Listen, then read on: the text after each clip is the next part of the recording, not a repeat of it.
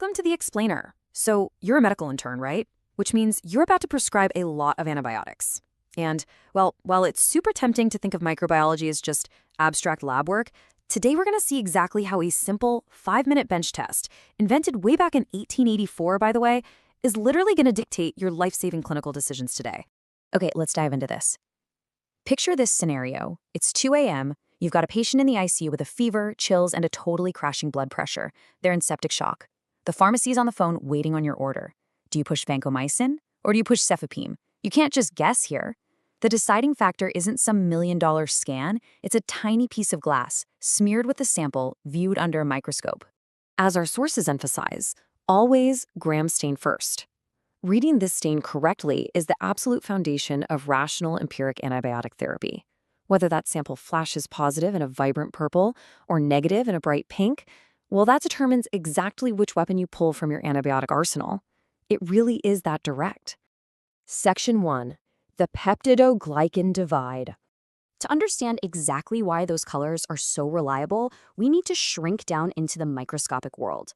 We're going to see exactly what separates these major bacterial classes, and this brilliantly illustrates the core architectural difference. Take a look at the gram-positive cell wall. Notice how incredibly thick that peptidoglycan layer is. It makes up about 90% of the cell wall. Now, contrast that with the gram-negative cell wall. It has a vastly thinner peptidoglycan layer, only about 10%. But, and here's the kicker, it's hidden beneath an outer lipid membrane. This physical, structural difference, it's the entire basis of the test. It is literally the sole reason bacteria will absorb and hold on to vibrant purple or lose it entirely and turn pink. Gram-positive bacteria have that thick, rigid wall with no outer lipid membrane. Gram-negative bacteria, on the other hand, have a thin wall, but they pack that extra outer lipid layer. Section 2. The molecular staining protocol. So how do we actually exploit this anatomy? Let's move into the laboratory mechanics, shifting our focus from the structural anatomy of the bug to the actual chemical process of the stain itself. There are 4 essential chemical players here, applied in a very specific sequence. We've got our primary stain, crystal violet, then Gram's iodine. Next is the decolorizer, which is usually an acetone alcohol mix. And finally, we have our counterstain, safranin. Let's walk through how this builds a result step by step. First, you fled the heat-fixed smear with crystal violet for about a minute. Now, at this stage, crystal violet penetrates both cell types.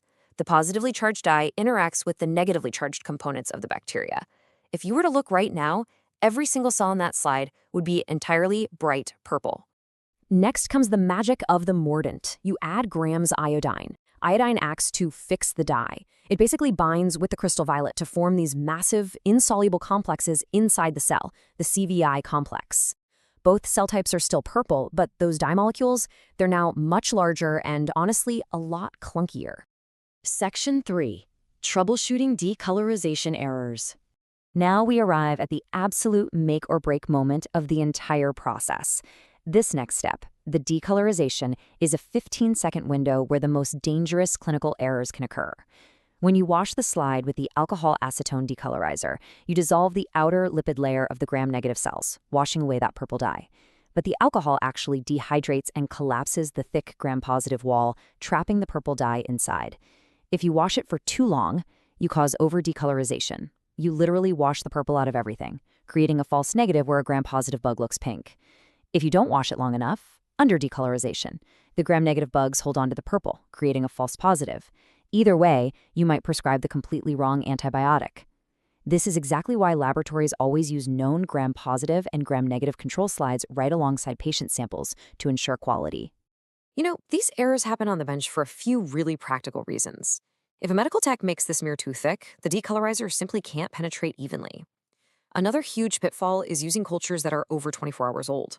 Old gram-positive bacteria, like Bacillus or Clostridium, actually start to have their thick cell walls break down over time. When the wall degrades, the purple dye escapes, making them look pink or gram-variable. Also, using pure acetone can decolorize everything way too fast. Section 4.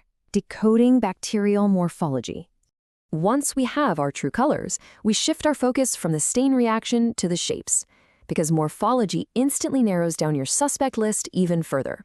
Now, what's really interesting about this slide is how instantly recognizable these patterns are under oil immersion. You've got perfectly grouped grape-like clusters, delicate chains, you have rod shapes, also known as bacilli, and pairs of cells, or diplococci. Think of this as your rapid-fire clinical cheat sheet. If you see gram-positive, meaning purple, cocci and clusters, your number one suspect is Staph aureus. What if you see gram-positive cocci in chains? Think Streptococcus. And what about gram-negative, pink rods? Well, that's pointing you straight toward enterics, like E. coli, or nasty nosocomial bugs like Pseudomonas. The shape, combined with the color, tells you exactly who the enemy is. Section 5. Case studies and exceptions. But as literally any seasoned doctor will tell you, biology is incredibly messy. There are critical exceptions to the gram stain rules that you absolutely must keep in the back of your mind. For example, organisms that completely lack a standard cell wall, like Mycoplasma, they simply won't show up on a gram stain. The same goes for obligate intracellular bacteria like Chlamydia or Rickettsia that like to hide inside host cells. You can't use standard beta-lactam antibiotics like penicillin on these because beta-lactams target the cell wall. If there's no wall to stain, there's no wall to attack. You have to pivot to things like macrolides or doxycycline. Furthermore, bugs with a thick, waxy mycolic acid coat, like Mycobacterium tuberculosis, repel the gram dyes entirely. You need an acid-fast stain for them. And the spirochete that causes syphilis, Treponema pallidum, its cell wall is just too incredibly thin to see with standard bright field microscopy. You actually have to use dark field microscopy to spot it. Here is a really cool pro tip for resolving confusing gram variable results, or if you suspect an Acinetobacter false positive. It's called the KOH string test. You literally just add a drop of 3% potassium hydroxide to a smear and mix it.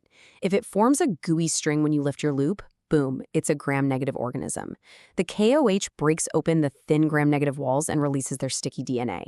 Gram-positive walls are just too tough to break open this way, so no string forms. Section 6, closing the case. So let's bring this explainer full circle, right back to that crashing patient waiting for you in the ICU from the very beginning.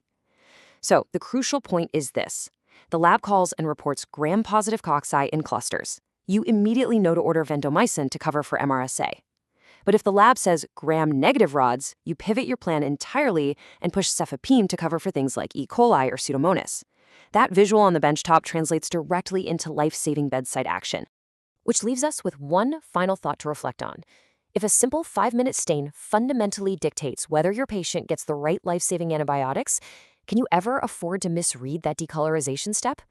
Mastering this fundamental microbiological test isn't just lab trivia. It is an immense clinical responsibility. Thank you for joining me on this explainer, and I'll see you on the wards.